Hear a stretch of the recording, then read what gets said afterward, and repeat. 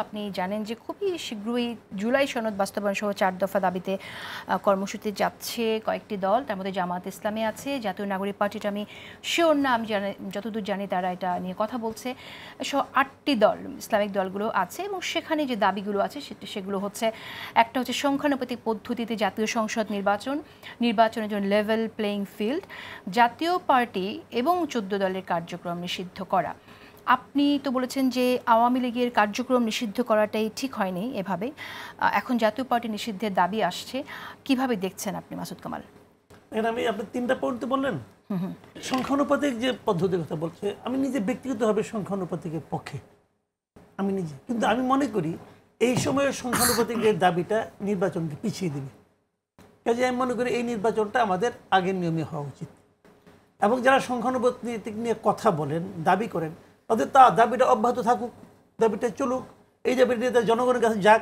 এখনও মানুষ সংখ্যানুপাতিক বুঝে না, জনগণের কাছে যখন যাবে পুরো ইলেকশনের মধ্যে তারা তাদের এটা পলিটিক্যাল হিসেবে, স্ট্র্যাটেজি হিসেবে তাদের পাবলিক ইনফর্ম করুক, এবং করলে আগামীতে হয়তো দাবিটা আরও তীব্র হবে, এটাই মনে করি। বাট আমি পার্সোনালি সংখ্যানুপাতিকের পক্ষে। আর কেউ level playing field, level playing ফিল্ডটা ভাই আমি বলি আপনাকে, লেভেল প্লেইং ফিল্ডটা নষ্ট করে হলো সরকার। যদি সরকারি দল থাকে তখন লেভেল প্লেইং ফিল্ড থাকে না। যে কথাটা প্রায় বলা হচ্ছে যে জাতীয়তাবাদী ছাত্র দল 20 দিন সময় পাইছে, না তথ্য ঠিক না, তারা পুরো 1 বছর সময় পাইছে। 1 বছর কি করছে তারা? 1 বছর কি করছে? কাজে ওইগুলো বলে লাভ নাই রে ভাই। লেভেল প্লেইং ফিল্ডে এটা সরকার নষ্ট করে। এইখানে যে পলিটিক্যাল পার্টিগুলো আছে, বাংলাদেশের মাটি এখন সবার জন্য সমান, সবাই সবার কাছে যাইতে পারতেছে, কেউ না করতেছে না যাইতে। আপনি যান না ঢাকা শহর, আপনার পছন্দ, আপনার সচিবালয় পছন্দ, ওখানে যাতায়াত করলে আপনার নগদ নারায়ণ আসে, যান আপনি ওইখানে, তাহলে আপনি ওইটুকুই পাবেন।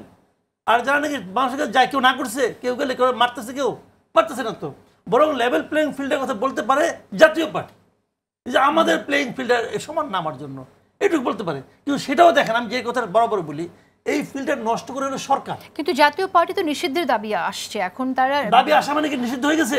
না, দাবি এসেছে, আমি সেই প্রসঙ্গটাই যদি শুনি, একেবারে সময় নেই, 1 মিনিটে যদি আপনি বলেন যে আপনি কিভাবে দেখছেন। আমি বলি আপনাকে জাতীয় পার্টিকে নিষিদ্ধ হবে না, আমি আপনাকে গুরুত্বপূর্ণ করে দিলাম। কেন হবে না আমি বলি, বিএনপি চায় না, বিএনপি জাতীয় পার্টিকে নিষিদ্ধ করতে দিবে না। বিএনপি যা চায় তাই হয় না, যা চায়, বিএনপির বড় দল, বিএনপি যদি তখন আওয়ামী লীগটা না চাইতো তখন হইতো না।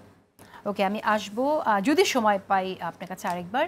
ডক্টর নাহরিন খান, আপনি কিভাবে দেখছেন এই দাবিগুলোকে? আমি অলরেডি বলেছি, বিশেষ করে জাতীয় পার্টি এবং 14 দলের নিষিদ্ধের যে দাবি।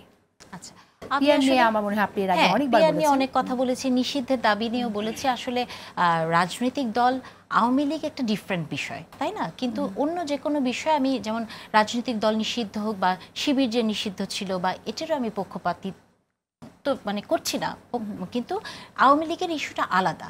কিন্তু আমি এখানে কিছু প্রশ্নের একটু উত্তর দিতে চাই, হাদিকে একটু বলতে চাই যে হাদি কতগুলো সুন্দর ইনফরমেশন দিল যেটা আমি জানতাম না। যে দেখেন, শিবিরেরও নাকি 2 ভাগ আছে, এক দল আরেক দলের কথা শুনে বা মানে কিছু একটা, এগুলো কিন্তু নতুন ইনফরমেশন। জামাতে ইসলামের সাথে শিবিরের কোনো ধরনের কানেকশন, এগুলো কিন্তু আমরা জানি না। আমি আসলে হ্যাঁ না, আমি এই জন্য হাদিকে সাপোর্ট করেই বলছি। এই যে দেখে 10টা নিবন্ধিত ইসলামিক দল আছে, তারা কিন্তু এক কাতারে দাঁড়াতে পারে না। আমি আসলে আজকে মনে করি যে বাংলাদেশ এমন একটা দেশ, আমরা সবাই মুসলিম, এবং আমরা হয়তো আমি আপনি হিজাব করি না, কিন্তু মনে প্রাণে আমরা মুসলিম, আমরা 5 ওয়াক্ত নামাজ পড়ি।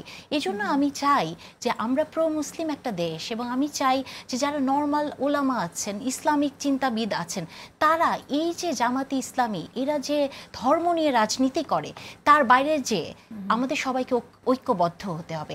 হাদি বলেছেন যে কেন এনসিপি তো সময় পেল না, মানে তারা যদি বলে জাতীয় নির্বাচনটা আর একটু পেছানো।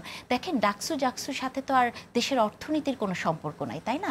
জাতীয় নির্বাচনটার সাথে কিন্তু আমাদের মানে অর্থনীতির একটা বিরাট সম্পর্ক আছে, সেটা হাদির বুঝতে হবে। আর হাদিকে একটা গুড নিউজ আমি দিতে চাই, যে হাদি যে বললেন না যে প্রথম শ্রেণীতে প্রথম হলেই ভালো শিক্ষক হতে পারে না, হাদির সাথে আমি সম্পূর্ণরূপে একমত। হ্যাঁ, কিন্তু হাদিকে গুড নিউজটা যেটা দিব, যে এইবার জাহাঙ্গীরনগর বিশ্ববিদ্যালয়ের নিয়োগে যে নতুন ক্রাইটেরিয়া হচ্ছে, আমি সেটার একজন মেম্বার, এবং আমরা সেটাতে এই যে ডেমো ক্লাস নেওয়ার বিষয়টি এনেছি, এটা পাস হয়েছে। এটা হ্যাঁ, ভালো খবর একটা। ওসমান হাদি, আমরা প্রোগ্রাম শেষ করে দেব। এই দাবি আপনি কি বলবেন? জাতীয় পার্টি নিষিদ্ধ এবং 14 দল নিষিদ্ধের কথা মাসুদ কামাল বলেছেন, এটা নিষিদ্ধ আসলে হবে না। আপনি মানে প্র্যাকটিক্যাল জায়গা থেকে আমিও বুঝি সরকারের এটা নিষিদ্ধ করার জন্য, মানে জাতীয় পার্টি নিষিদ্ধ হতে যেই গ্রাউন্ড দরকার, গ্রাউন্ড ইজ ভেরি ওকে, যে কারণে আওয়ামী লীগকে তারা শুধু এম্পাওয়ার করে না, মনস্টার হতে সাহায্য করেছে। তো এটা তো কিন্তু হতেই এত পারে, পরে আসলো কিন্তু কেন? মানে প্রশ্নটা হচ্ছে যে যখন আওয়ামী লীগ নিষিদ্ধের দাবিতে আসলো সেই সময়টাতে কেন আরো মানে এই এখন দাবিগুলো? ব্যাপার হলো যে এক একটা মোমেন্টাম তো তৈরি হয়, যেমন যখন মানুষ বুঝতে পারলো যে এখন জাতীয় পার্টির ঘাড়ে চড়ে আওয়ামী লীগকে ফিরতে চাচ্ছে, তখন হয়তো এই ব্যাপারটা সামনে আসছে। কিন্তু আমার ধারণা এই সরকার ওইটা করবার মতো ক্যাপাসিটি নাই, সে ওই পর্যন্ত যাবে না। এটা হলো এই সরকারের ব্যাপার।